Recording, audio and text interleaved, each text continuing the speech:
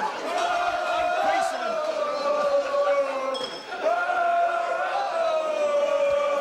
Unprecedented. The place is just going nuts at the moment. The boys is going off. It's going off.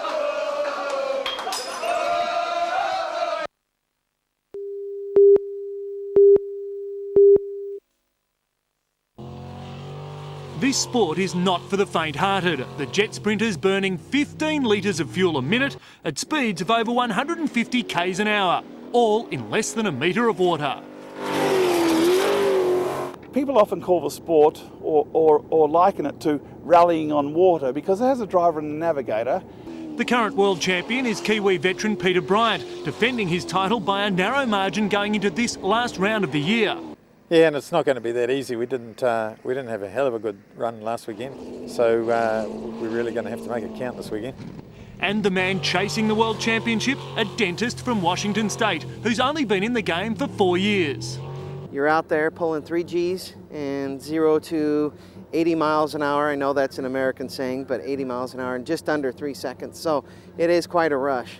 And it's a sport for the unexpected. The US national champion follows the directions of his wife. She's the map reader and navigator in the co-pilot seat for the preset course. And I wouldn't have it any other way because I trust her wholeheartedly with the direction.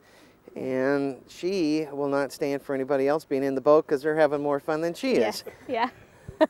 So, in the interests of getting the inside story, I strapped in and buckled up with one of the top drivers. The course a blur, as a very unfortunate fly joined me for the ride of a lifetime.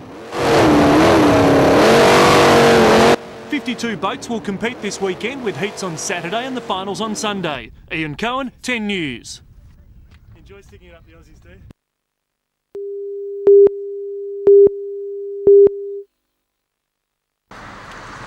He wanted more money and a longer term. In the end, Gary Moorcroft simply had to decide if he wanted to remain a bomber.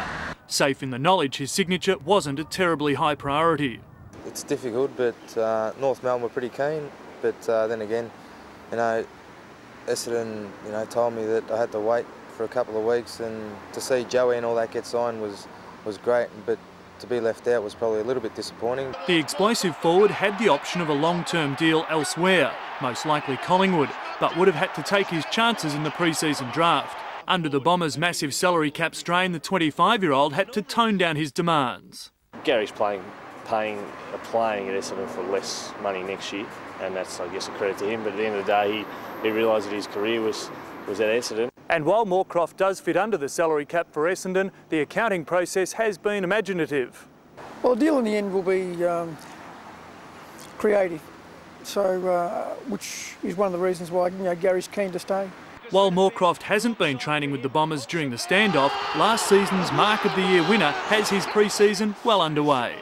Yeah, I've been doing a bit myself. I've got a mate who works down the gym, so that's helped a bit, and out in the garden. Meantime, axed West Coast forward Scott Cummings will nominate for the pre-season draft after being invited to train with Collingwood and Geelong.